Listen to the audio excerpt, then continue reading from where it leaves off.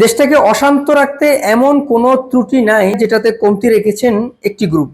গণঅভ্যুত্থানের পর থেকে অন্তর্বর্তীকালীন সরকার গঠন হওয়ার দিন থেকে এখন অবধি এমন কোনো দিন নাই যেখানে কর্মসূচি হয়নি, এমন কোনো দিন নাই সড়ক অবরোধ হয়নি, এমন কোনো দিন নাই বিভিন্ন দাবি দাওয়া নিয়ে সংবাদ সম্মেলন হয়নি। সড়ক অবরোধ, মানুষের ভোগান্তি, এটা হচ্ছে এখন এই অন্তর্বর্তীকালীন সরকারের সময়কালে সবচেয়ে একটি গুরুত্বপূর্ণ ইস্যু। মানে যার যখন যেখানে ইচ্ছা সেখানে দাঁড়িয়ে যাচ্ছেন। অন্তর্বর্তীকালীন সরকারকে প্রশ্নবিদ্ধ করতে হবে, অন্তর্বর্তীকালীন সরকারের ব্যর্থতার একটা জায়গা তৈরি করতে হবে। অন্তর্বর্তীকালীন সরকার প্রধানের কাছে আমাদের একটা জোরালো আহ্বান, আপনি এতটা নমনীয় হবেন না, এতটা ভদ্রতা দেখাবেন না। আমাদের এই দেশের মানুষ নমনীয় ভদ্রতাকে তারা আপনার দুর্বলতা ভেবে নিবে। আমরা যেটা দেখে আসছি যে এই দেশটার ভেতরে যত নমনীয় থাকা যায় ততই মানুষের বিপদ। হুট করে কি হলো, গতকাল রাত থেকে একটি রিউমার ছড়ালো যেখানে অন্তর্বর্তীকালীন সরকার 1 থেকে 5 লক্ষ টাকা নিম্ন শ্রেণী আয়ের মানুষ যারা আছেন তাদেরকে অনুদান দিবেন, বিনা সুদে ঋণ দিবেন। এমন একটা প্লে কার্ড, এমন একটা স্টিকার তৈরি করে একটি গ্রুপ ঢাকা শহর দখলের চেষ্টা করতে যথেষ্ট চেষ্টা করেছেন। তারা তাদের টার্গেট ছিল অন্তর্বর্তীকালীন সরকার প্রধানের বাসভবন দখল করা বা অবস্থান নেওয়া সেখানে। কিন্তু আমাদের দেশের ছাত্র জনতা এবং আমাদের দেশের আইন শৃঙ্খলা বাহিনীর বিচক্ষণতায় এক পর্যায়ে সেটি ধরা পড়ে এবং তারা ব্যর্থ হন। কিন্তু অন্তর্বর্তীকালীন সরকারকে ব্যর্থ করার চেষ্টা কিন্তু এখনো ব্যর্থ হয়নি।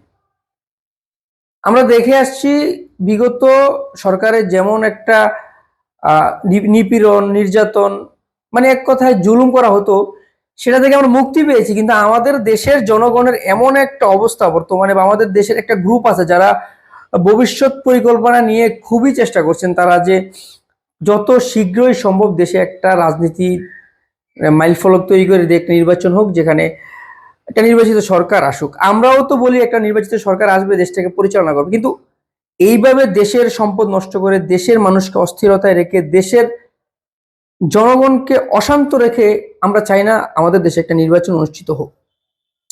অন্তর্বর্তীকালীন সরকারকে ব্যর্থ করার সকল প্রকার প্রচেষ্টা করে আসছে যারা, তারা এখন পর্যন্ত ব্যর্থ হয়েছেন। আমরা আপনাদের উদ্দেশ্যে বলতে চাই, একটা সরকারকে ব্যর্থ করতে এত কেন চেষ্টা?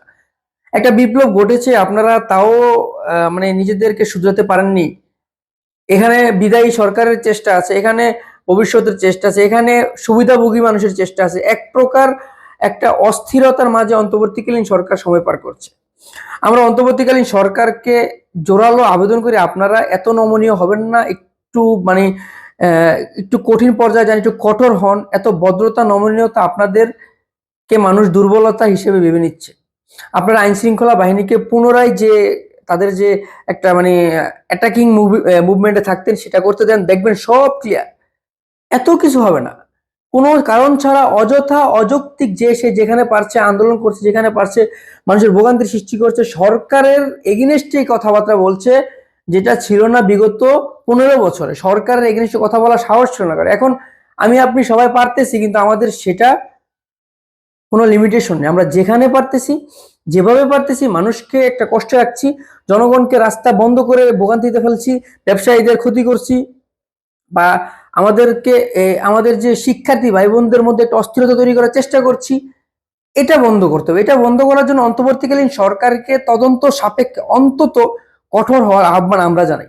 আর না হয় দেশটা কিন্তু আপনাদেরকে নিয়ে অনেক স্বপ্ন দেখে জনগণ, আপনাদেরকে নিয়ে এখনো আশাবাদী যে আপনারা দেশটাকে এমনভাবে গড়বেন একটা বসবাসযোগ্য দেশ এই দেশটা হবে।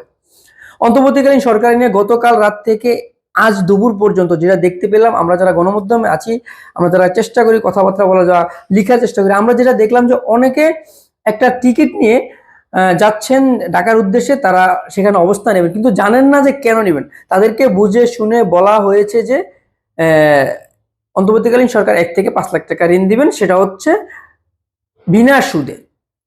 এমন কোনো ঘোষণা সরকারের পক্ষ থেকে আসে না। আমাদের দেশের অনেক সহজ সরল মানুষ আছে যাদেরকে ব্যবহার করে এই কাজগুলো করছে।